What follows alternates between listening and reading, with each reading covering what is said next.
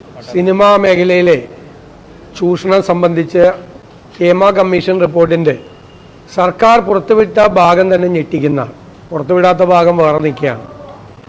Cinema മേഖലയിൽ ലൈംഗിക ചൂഷണവും criminal വൽക്കരണവും അരാജകത്വവും അതുപോലെ ഉള്ള സംഭവങ്ങളും നടക്കുന്നു എന്നുള്ളത് ഞെട്ടിക്കുന്ന കാര്യമാണ്.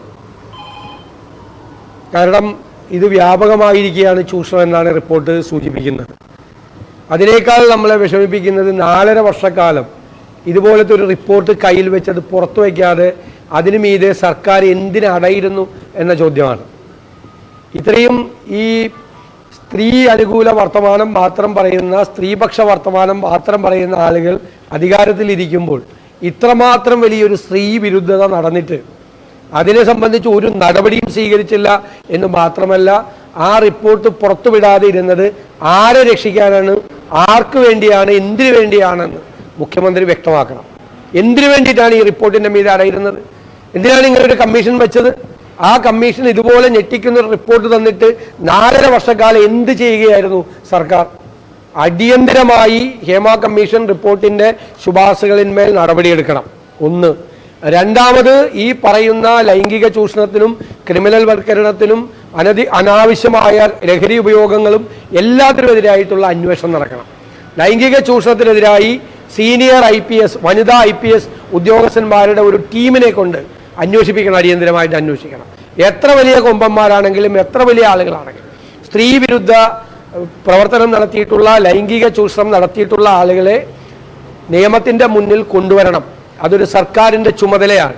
ഒരു സർക്കാരിൻ്റെ കയ്യിൽ ഇത്രമാത്രം തെളിവോടുകൂടിയ, മൊഴികളോടുകൂടിയ ഒരു റിപ്പോർട്ട് കിട്ടിയിട്ട് അതിന്മേൽ അത് കോൾഡ് സ്റ്റോറേജിൽ വെച്ചത് ഗുരുതരമായ ക്രിമിനൽ കുറ്റമാണ്. സർക്കാർ ചെയ്തത് ഗുരുതരമായ ക്രിമിനൽ കുറ്റമാണ്. അത് ആർക്ക് വേണ്ടിയിട്ടാണ്, ആരെ സംരക്ഷിക്കാൻ വേണ്ടിയിട്ടാണ് എന്നാണ് ഗവൺമെൻറ് വ്യക്തമാക്കേണ്ടത്. ഇതൊരു അപകടകരമായ രീതിയാണ്.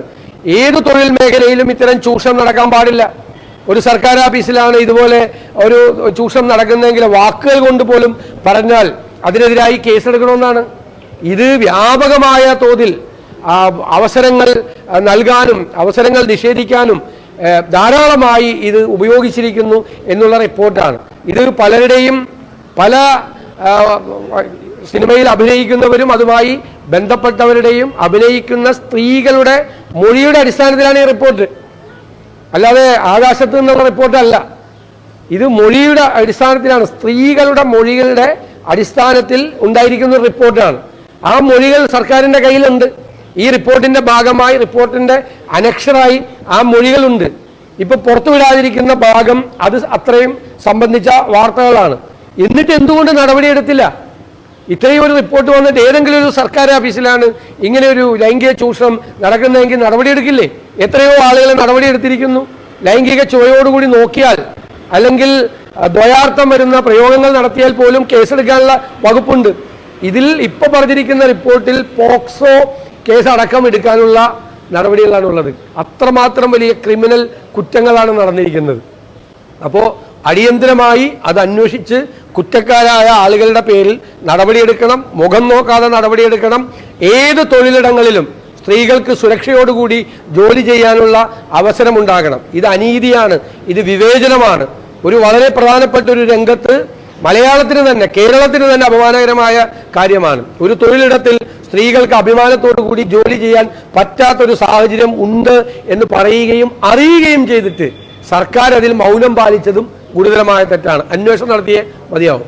ഈ സിനിമയിൽ മാത്രമല്ല, ഇന്ന് സീരിയൽ രംഗത്ത് പോലും പ്രവർത്തിക്കാൻ ഈ സീരിയൽ താരങ്ങളുടെ സംഘടനയുടെ പ്രസിഡന്റിന്റെ നേതൃത്വത്തിലുള്ളൊരു സംഘം അനുവദിക്കുന്നില്ല എന്നൊരു പരാമർശം കൂടി ആ റിപ്പോർട്ടിന്റെ. അത് ഉറപ്പായിട്ടും ഏത് മേഖലയാണെങ്കിലും സ്ത്രീകൾക്ക് സുരക്ഷിതത്വം ഇല്ലാത്ത കാര്യം, സ്ത്രീകൾ അപമാനിക്കപ്പെടുന്ന, ലൈംഗിക ചൂഷണം ചെയ്യപ്പെടുന്ന കാര്യങ്ങൾ അന്വേഷിച്ച് നടപടിയെടുക്കണം. സിനിമയിലും സീരിയലായാലും എന്താ വ്യത്യാസം? ഏത് രംഗത്തായാലും എന്താ വ്യത്യാസം? ആരാണ് ഇത് ചെയ്തെങ്കിൽ എന്താ വ്യത്യാസം? ആര് ചെയ്താലും കുറ്റമല്ലേ? ഇത് കുറ്റകൃത്യമല്ലേ? ഇത് ഒഫൻസാണ്, ക്രിമിനൽ ഒഫൻസാണ്. ക്രിമിനൽ ഒഫൻസ് അറിഞ്ഞിട്ടും അതിൽ നടപടിയെടുക്കാതെ അത് ഒളിപ്പിച്ചു വയ്ക്കുക, അതും ക്രിമിനൽ കുറ്റമാണ്. ആരെങ്കിലും ഒരു ക്രിമിനൽ കുറ്റം ചെയ്തിട്ട് എനിക്കത് അറിയാം, ഞാനത് ആരോടും പറയാതെ, പോലീസിനെ അറിയിക്കാതെ, ഒരു നടപടി എടുക്കാതെ ഞാനത് ഒളിപ്പിച്ചു വെച്ചാൽ ഞാൻ ചെയ്യുന്നത് ക്രിമിനൽ കുറ്റമാണ്. സർക്കാർ ചെയ്തിരിക്കുന്നത് ക്രിമിനൽ കുറ്റമാണ്, മുഖ്യമന്ത്രി ചെയ്തിരിക്കുന്നത് ക്രിമിനൽ കുറ്റമാണ്, സാംസ്കാരിക വകുപ്പ് മന്ത്രി ചെയ്തിരിക്കുന്നത് ക്രിമിനൽ കുറ്റമാണ്. അവരുടെ കയ്യിൽ ഇതുപോലത്തെ ഒരു റിപ്പോർട്ട് കിട്ടിയിട്ട് 4.5 കൊല്ലം അത് ഇവർക്ക് ഇഷ്ടക്കാരെ സംരക്ഷിക്കാൻ വേണ്ടിയിട്ട്, ഇവർക്ക് താല്പര്യമുള്ള ആരാണ് അതിൻ്റെ അകത്തുള്ളത്, ആരെ സംരക്ഷിക്കാൻ വേണ്ടിയിട്ടാണ് ഇത് ചെയ്തത്?